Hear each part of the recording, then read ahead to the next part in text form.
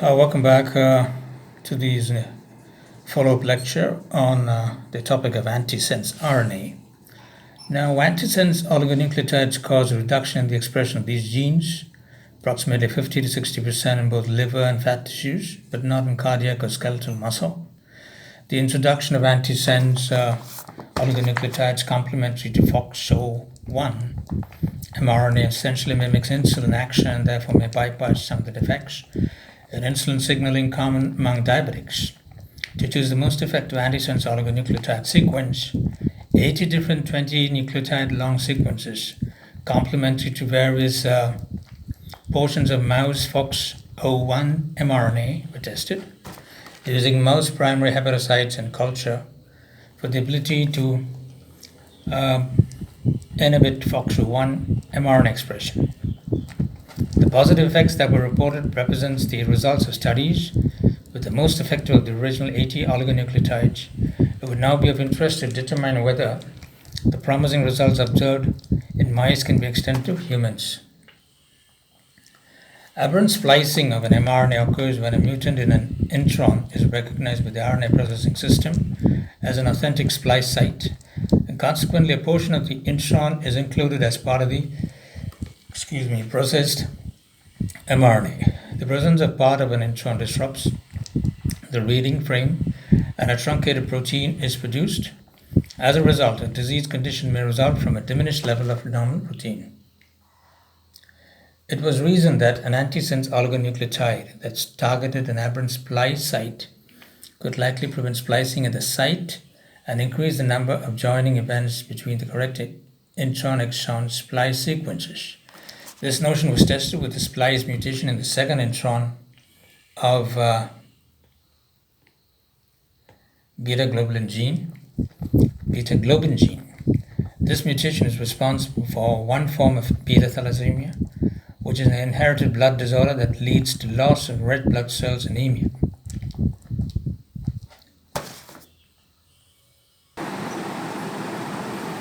So antisense oligonucleotides cause a reduction in the expression of these genes, approximately 50 to 60% in both liver and fat tissues, but not in cardiac or skeletal muscle. Thus, the introduction of antisense oligonucleotides complementary to FOXO1 mRNA essentially mimics insulin action and therefore may bypass some of the defects in insulin signaling common among diabetics. To choose the most effective antisense oligonucleotide sequence, 80 different 20 nucleotide long sequences complementary to various portions of mouse FOXO1 mRNA were tested using mouse primary hepatocytes in culture for the ability to inhibit FOXO1 mRNA expression. The positive effects that were reported represent the results of studies with the most effective of the original 18 oligonucleotides. It would now be of interest to determine whether the promising results observed in mice can be extended to humans. Now, aberrant splicing of an mRNA occurs when a mutation in intron is recognized by the RNA processing system as an authentic splice site, and consequently a portion of the intron is included as part of the processed mRNA. And now this mutation is responsible for one form of beta thalassemia, which is an inherited blood disorder that leads to loss of red blood cells anemia. After cells that are homozygous for intron 2 splice site mutations were transfected with a 2'O methyl phosphorothioate antisense oligonucleotide that targeted the mutant splice site, the number of normal beta-globin chains was increased by 50%, which theoretically would be beneficial to patients with this genetic defect. Further studies are required to determine if antisense rectification of splice site mutations is an effective therapeutic strategy for thalassemia and other conditions due to similar mutations. It's been recently shown that it's possible to protect mice against retroviruses by injecting them intravenously or intraperitoneally with phosphorothioated antisense oligonucleotides that prevent the conversion of viral RNA genome into double-stranded DNA. In this system, the added antisense oligonucleotide effectively blocks replication of the retrovirus. When an added antisense oligonucleotide binds the junction of the polypurine tract, which is present in a broad range of different retroviruses. And the U3 element, a structure is formed which mimics the normal substrate for the virus-encoded enzyme RNase H. This causes premature cleavage of the viral RNA, resulting in the virus being destroyed before reverse transcription occurs. This strategy has been shown to be effective in protecting mice from retroviruses in principle. It should also work in humans and on a range of different retroviruses. However, a number of technical obstacles must be overcome before this approach is ready for testing in humans. We go over to the ribosomes. These are naturally occurring catalytic RNA molecules, RNA metalloenzymes that are 40 to 50 nucleotides in length and have separate catalytic and substrate binding domains. Compared with protein therapeutics, an important advantage of ribozymes is that they are unlikely to evoke an immune response in a treated animal or human. The substrate binding sequence combines by nucleotide complementarity and possibly non-hydrogen bonded interactions with its target sequence. The catalytic portion cleaves the target RNA at a specific site. By altering the substrate binding domain, a ribosome can be engineered to specifically cleave in any mRNA sequence. For therapeutic purposes, either hammerhead or hairpin ribozymes named after the appearance of the secondary structure that results from intrastrand base pairing may be used. However, some workers have suggested that hammerhead ribozymes are preferable because of the ability to more efficiently recognize, bind to, and cleave a range of different mRNAs. In practice, an indirect strategy is often used for creating a therapeutic ribozyme, since large-scale production of synthetic RNA molecules is difficult, and RNA molecules are susceptible to degradation after delivery to a target cell. One approach to overcome these drawbacks entails chemically synthesizing a double-stranded oligodeoxyribonucleotide with a ribozyme catalytic domain. Add 20 nucleotides flanked by sequences that hybridize to the target mRNA. After it is transcribed, the double-stranded form of the ribozyme oligodeoxyribonucleotide is cloned into eukaryotic expression vector, usually retrovirus. Cells are transfected with construct, and the transcribed ribozyme cleaves the target mRNA, thereby suppressing the translation of the protein that is responsible for a disorder. Since most of the vectors that have been used cannot infect non-dividing cells, target cells may be removed from a patient and then grown and transfected in culture before they are returned to the original tissue. As an alternative to intracellular ribozyme production, ribozymes may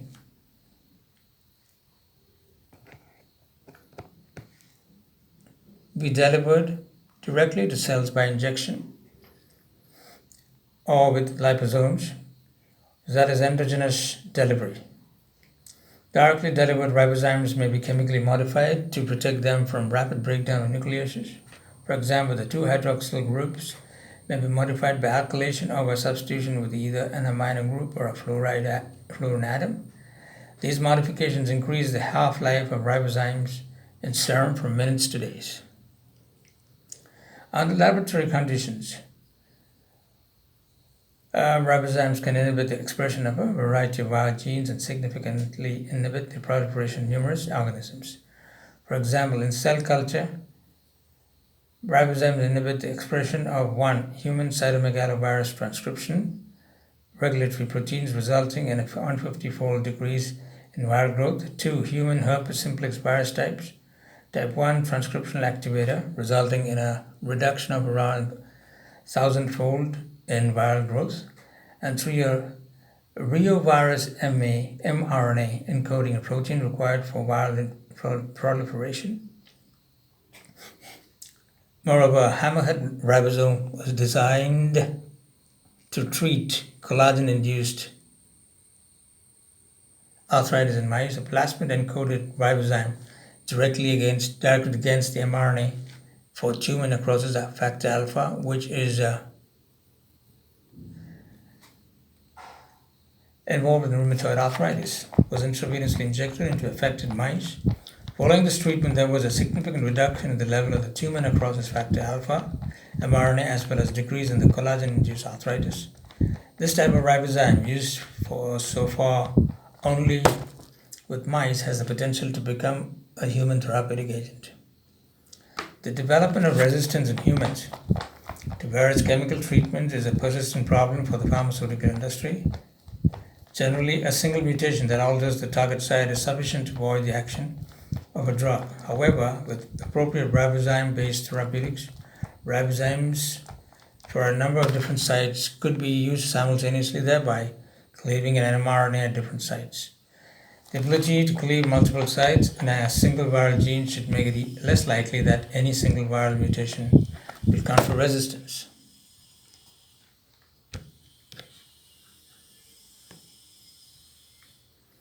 To date, no naturally occurring DNA equivalent of ribozymes, that is DNA enzymes, deoxyribozymes, has been discovered. However, oligodeoxynucleotides with catalytic activity have been synthesized.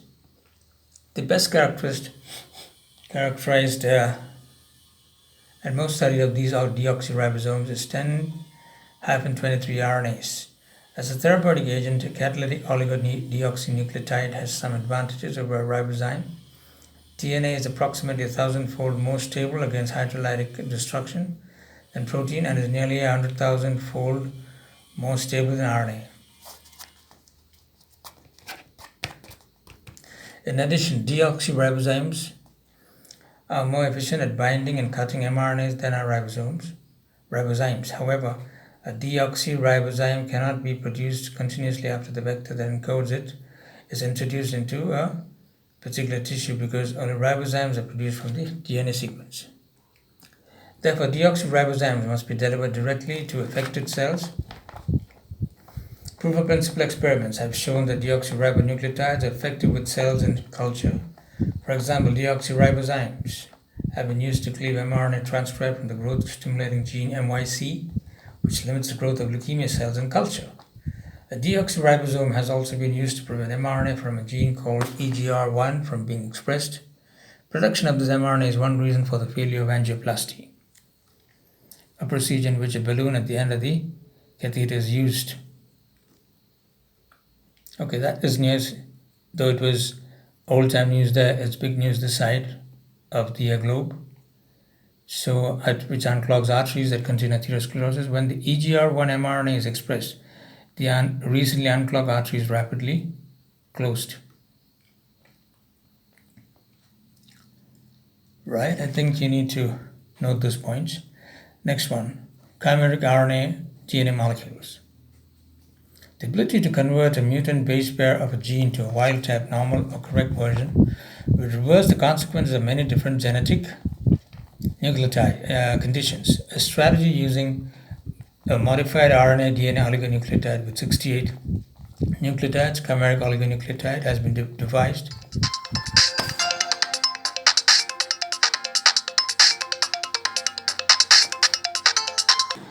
And now on to chimeric RNA DNA molecules. The ability to convert a mutant base pair of a gene to the wild type, normal or correct version would reverse the consequences of many different genetic conditions. The strategy using a modified RNA DNA oligonucleotide with 68 nucleotides, chimeric oligonucleotide, has been devised for this purpose. The composition of the chimeric oligonucleotide includes a single mixed oligonucleotide with ribonucleotides and deoxyribonucleotides, and a duplex conformation with hairpin caps at the ends of the complementary segments and methylation of the oxygen of the 2' carbon of the ribose sugars. The rationale for this particular arrangement is based on various experimental observations. First, combined RNA DNA molecules participate more readily than duplex DNA in homologous nucleic acid pairing reactions. First, combined RNA DNA molecules participate more readily than duplex DNA in homologous nucleic acid pairing reactions. Second, hairpin caps, which do not interfere with the pairing homologous nucleic acid molecules, protect the molecules from exonucleases. Third, the 2' O methylation of the ribose unit shields the molecule from degradation by RNase H. In addition, the organization of the nucleotides of a chimeric oligonucleotide is important. 10 ribonucleotides flank a central core of 5 deoxyribonucleotides, and except for the correct base pair, this segment of the chimeric oligonucleotide has the same sequence as the target. In cell culture, the feasibility of base pair correction with the chimeric oligonucleotide was examined with both a mutated cDNA sequence carried by a plasmid and a mutant site within a chromosomal sequence. In both instances with high frequencies, the mutant sites were replaced by the correct base pair. However, more studies are required before chimeric oligonucleotides will become effective therapeutic agents. Next will be aptamers. Aptamers are nucleic acid sequences, RNA or DNA, that bind tightly to proteins, amino acids, drugs, or other molecules.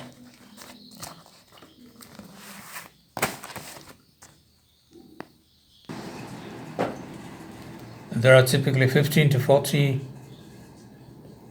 of these nucleotides long, have highly organized secondary and tertiary structures, and bind with high affinity 10 raised to minus 12, less than kilodalton, less than 10 raised to minus 9, where Kd is the dissociation constant. So that is 10 raised to minus 12, less than the dissociation constant, less than 10 raised to minus 9. To their target molecules, aptamers are attractive as potential therapeutic agents because of their high specificity, relative ease of production, low or no immunogenicity, and long-term stability.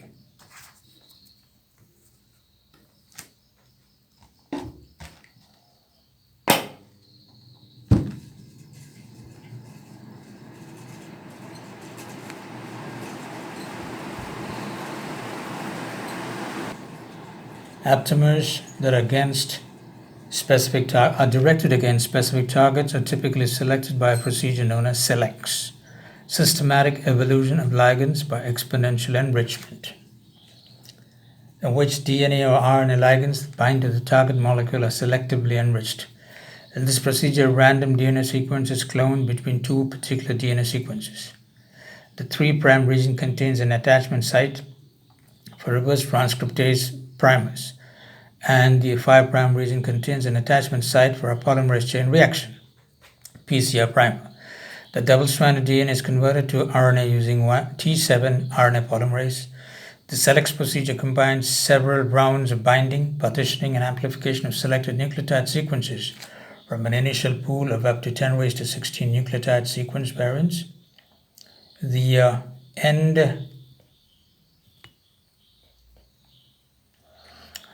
There's a table of proteins against which aptamers have been generated and the affinities of the aptamers for the proteins. We'll come to that later once we finish the subject matter proper.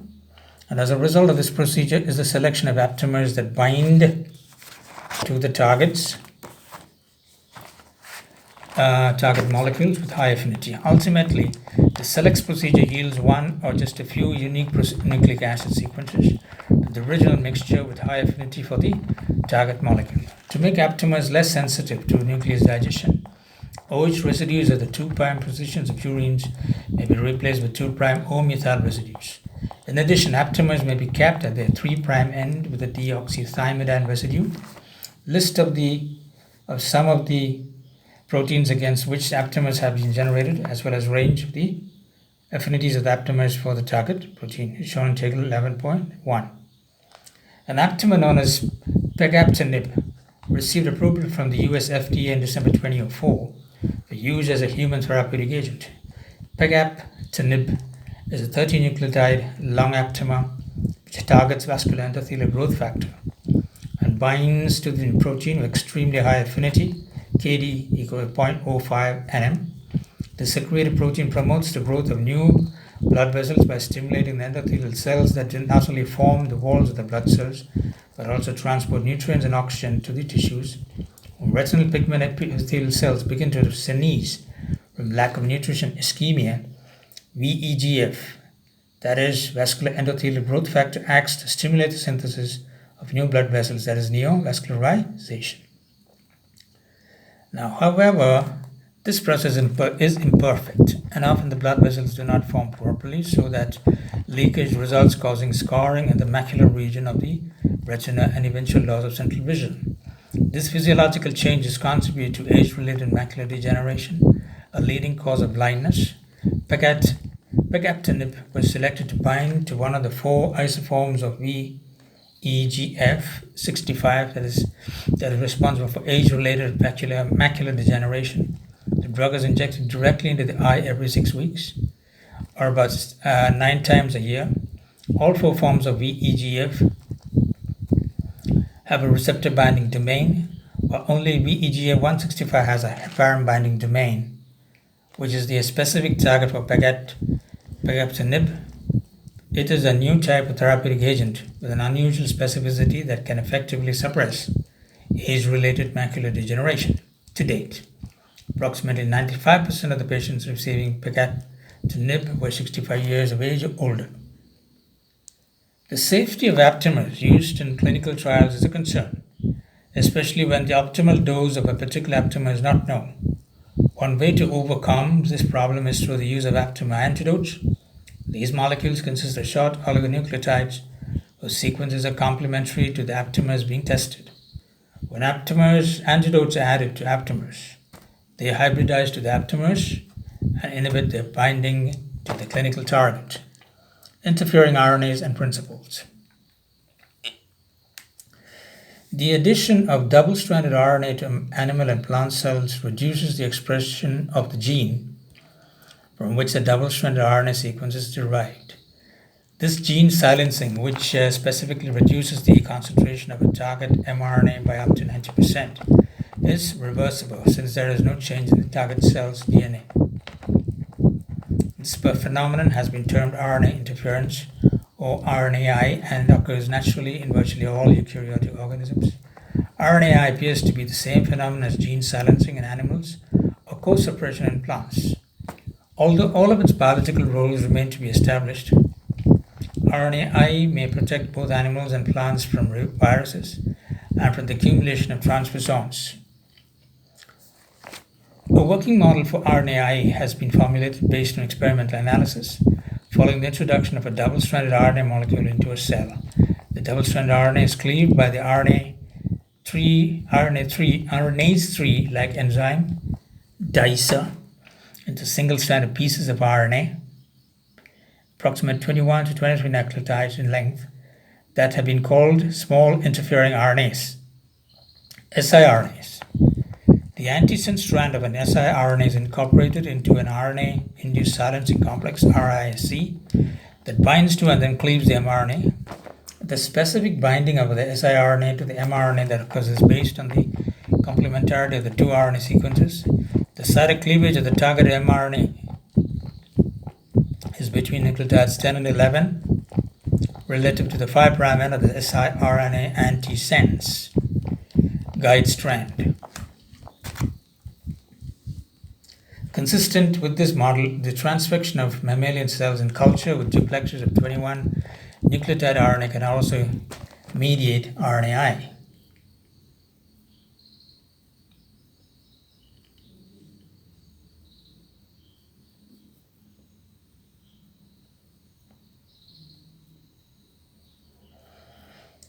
Despite the fact that many aspects of RNAi are still not completely understood, it could form the basis of new therapeutic agents. The use of short RNA duplexers may eventually provide an alternative approach to the use of antisense oligonucleotides or ribosomes. The phenomenon of RNAi is expected to facilitate the development of a wide range of antiviral compounds and therapies utilizing specific siRNAs delivered to the appropriate target cell. Similarly, the expression of endogenous eukaryotic genes may be inhibited by plasmid-driven expression of short-chain RNAs, shRNAs, which are similar in structure to the microRNAs that often normally regulate gene expression in eukaryotic cells. In fact, there are a number of reports of the use of either siRNA or shRNA to suppress virus replication in tissue culture. Moreover, it has been successfully demonstrated that RNAi is effective in vivo with mice, suggesting that in principle, all viruses may be inactivated by RNAi. excuse me, independently of how siRNA or shRNA is introduced into the cell, it may have no non-specific effects. For example, introduction of these molecules may inadvertently activate innate cellular immune responses, such as the interferon response. In addition, siRNA or shRNA may be complementary to non-target mRNAs. However, several experimental approaches may be utilized to avoid these problems. 1. Off-target effects are most often observed when the siRNA or shRNA concentration is greater than or equal to 100 nm. By lowering the concentration as much as possible, often to 20 nm or less, off-target effects are often avoided. Since the interferon response can be induced by double-stranded RNAs with as few as 11 base pairs that are perfectly complementary, siRNA or shRNA is designed to contain at least a one nucleotide bulge, with the bases and opposing strands are non-complementary near the center of the molecule, typically around 21 base pairs. Since siRNA or shRNA can exert a toxic effect when it contains a sequence 5' UGGC 3', this sequence should be avoided. Blunt-ended 27BP RNA duplexes on 29 base pair shRNAs with two nucleotides overhanging the 3' end are much more potent inducers of RNAi than 21-mer siRNAs. The greater level of effectiveness of the slightly longer RNAs may reflect the fact that they are first bound and cleaved by dicer, which facilitates the entry into the RISC. Using these slightly long RNAs at low concentration should avoid side reactions associated with 21-mer siRNAs.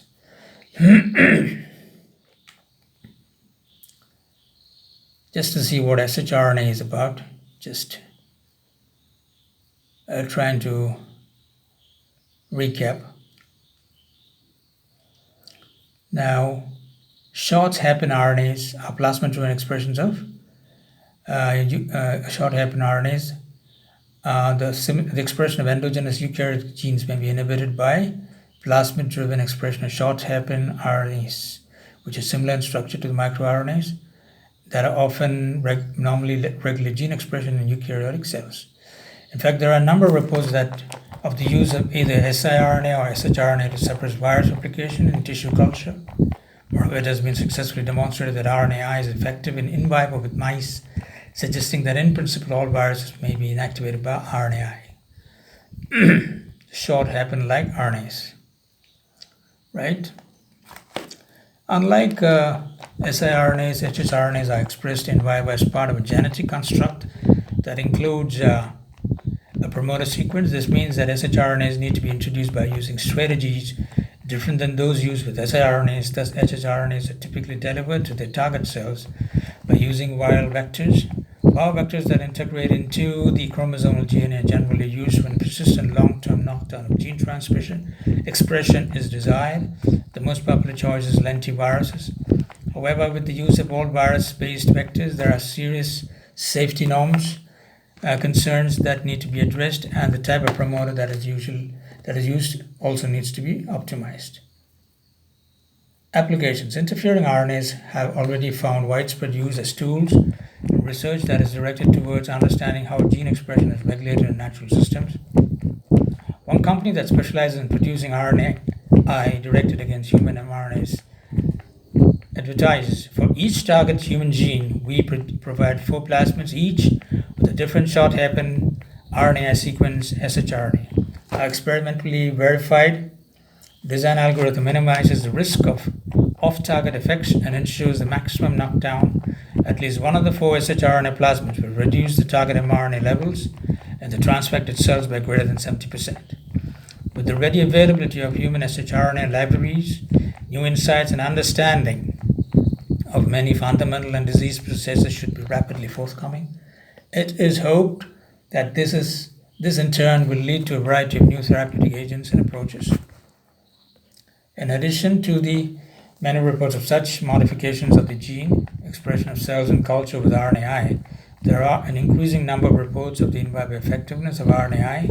By 2008, siRNAs against a wide range of proteins, viruses, and diseases has been successfully expressed in mice, including siRNA directed against herpes simplex virus type 2, hepatitis B virus, hepatitis C virus, Huntington disease, metastatic Ewing sarcoma, a form of cancer, respiratory syncytial virus, hepatic cancer, transforming growth factor receptor 2, severe acute respiratory syndrome, hemoxygenase 1, keratinocyte-derived chemokine, tumor necrosis factor alpha, and human epidermal growth factor receptor 2.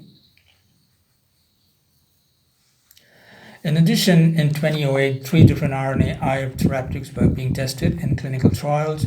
All 3 of these therapeutics target VEGF or its receptor, a cause of age-related macular degeneration, which is shown in aptamers above. And at that time, all had successfully completed either phase 1 or phase 2 clinical trials. Now we go on to antigen body genes, antibody genes. A major problem with aquaculture is the loss of fish due to bacterial and viral infections. The chemical treatments that protect fish against these disease-causing pathogens are extremely costly and not particularly effective.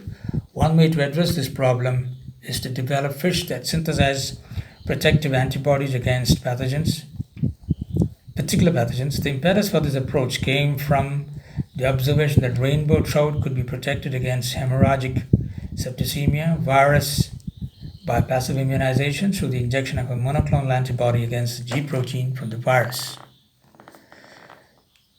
Subsequently, a gene encoding a single-chain antibody directed against the hemorrhagic septicemia virus G protein was synthesized. The synthetic gene encoded variable regions from the mouse L and H chains of an anti-G protein monoclonal antibody with a human antibody constant domain fused to the 3' end of the construct. To mediate secretion in fish cells, the DNA was fused to the gene sequence, encoding the signal sequence of rainbow trout transforming growth factor beta. The DNA construct was inserted into a eukaryotic expression vector under the transcriptional control of a constitutive cytomegalovirus promoter.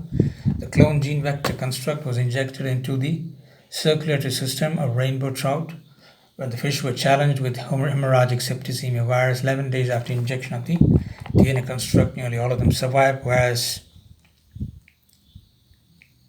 the control fish did not, as shown in 11:15. 39 days after the DNA injection, the plasma concentration of the single-chain antibody remained at a high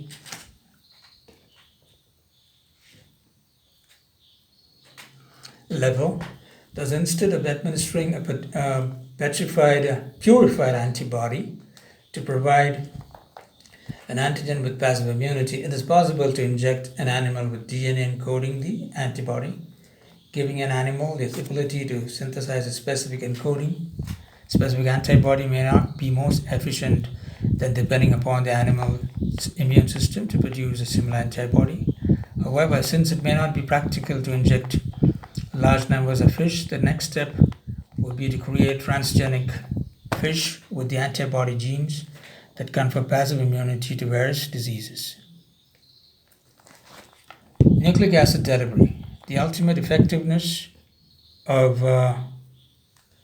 any therapeutic agent depends upon the ability to deliver that agent to the tissues where it is required. Systemic introduction of a therapeutic agent often leads to accumulation of very high levels in tissues where the agent is not required and sometimes results in serious side effects. To this end, viral vectors that deliver more nucleic acid to specific cellular targets have been developed. However, although virus-based gene delivery has been successful, a number of safety concerns have arisen in regard to the use of vectors. Several approaches have been developed as an alternative to virus-based systems as well as to system introduction of target nucleic acids. There are several methods that have been used for deliver relatively small nucleic acids to animal cells.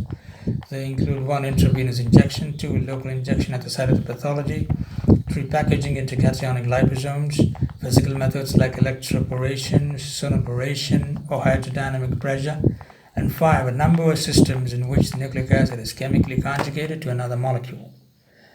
We go to the next topic, human gene therapy. Most of the experience of many genetic diseases has been gathered from inherited inborn errors of metabolism, to a lesser extent from disorders with defective structural proteins. The strategy for treating genetic disorders include restrictive or supplemented diets, inhibition of enzyme reactions to prevent the accumulation of toxic molecules, removal of toxic molecules, replacement of defective or absent proteins, restoration of protein activity, selective protein removal, organ and bone marrow transplantation, and nucleic acid-based therapies. With the development of recombinant DNA technology, large numbers of enzymes and structured proteins are now available for therapeutic use. Infusions of beta-glucosidase, beta-galactosidase, alpha-L-iduronidase, and adenosine deaminase (ADA) in clinical trials have significantly reduced the adverse effects of Gaucher disease, Fabry disease, mucopolysaccharidosis 1, and severe combined immunodeficiency disorder (SCID).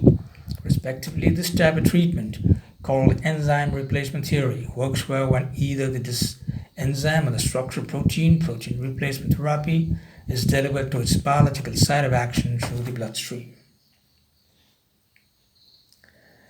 Till the 1940s, when since the 1940s, when it was discovered that a gene from one strain of bacteria could be transferred to and expressed in another strain, researchers have contemplated the possibility that human genetic diseases might be cured in an analogous manner. Introduction of a normal gene into a cell with a defective one ought to correct the disorder because the transferred. We'll come to this table later. Strategies for treating genetic disorders. It's very important. After I finish this, I'll just come back. Gene provides the required gene product. In theory, gene therapy should provide a persistent in vivo treatment either in the tissue that is primarily affected by a gene mutation or in deficient cells that acquire a recombinant protein from distant cells that release the therapeutic protein into the circulatory system. Although gene therapy was intended as a cure for genetic disorders, gene products can also be used to treat cancers, infections, and various degenerative disorders. In 1990, after exhaustive reviews by many different regulating panels in the United States, the first human gene therapy trial was initiated. 2 young girls with ADH deficient SCID received large doses of their own cells that had been engineered to carry a functional ADH gene. In both instances, the adverse symptoms were alleviated, indicating that this form of therapy is feasible. One of the patients has been free of SCID for more than 10 years, although she was regularly administered polyethylene glycol ADA. The second ADA deficient patient, the original trial and others from additional experiments have not had long-lasting cures. After the initial trials with gene therapy for ADA, a number of gene-based clinical protocols for various conditions were conducted. Unfortunately, those trials failed to establish the effectiveness of any of the treatments. Notwithstanding this lack of success, the trials provided a great deal of information about the methods of gene delivery, the duration of gene expression, and other technical features of gene therapy. Generally, despite the failure to correct a genetic disorder with an exogenous functional gene, this type of clinical research was considered safe. However, in September 1999, the attitude toward gene therapy dramatically changed. Jesse Gelsinger, a healthy 18-year-old with ornithine transcarbamylase deficiency, was given a large dose of a virus carrying the OTC gene as a part of a clinical trial. Tragically, he died 4 days later of a massive immune response. In another trial, injection of a gene into the heart muscle of a patient with severe coronary artery disease was fatal. As a consequence, although these disastrous outcomes were not predictable, the rigorous requirements for human gene therapy experiments became even more stringent. Researchers, in addition, became disinclined to initiate new trials. However, in 2000, 2 infants with an X-linked form SCID-11 were successfully treated with gene encoding the subunit alpha gamma C that is part of the various cytokine receptors. These patients were free of symptoms for 10 months and are being monitored to determine if the correction is permanent. Of the 11 patients, 4 developed cancer. Also, hemophilic patients expressed an input gene encoding the blood coagulation factor 9 for long periods. And importantly, enough of the protein was produced to reduce the extent of the condition from severe to mild. Although in the broad sense the concept of human somatic cell gene therapy is straightforward, there are a number of critical biological considerations. For example, how will the cells that are to be targeted for correction to be accessed? How will the therapeutic remedial gene be delivered? What proportion of the target cells must require the input gene to counteract the disease? Does transcription of the input gene need to be precisely regulated to be effective? Will overexpression of the input gene cause alternative physiological problems? Will the cells with the input gene be maintained definitely, or will repeated treatments be required?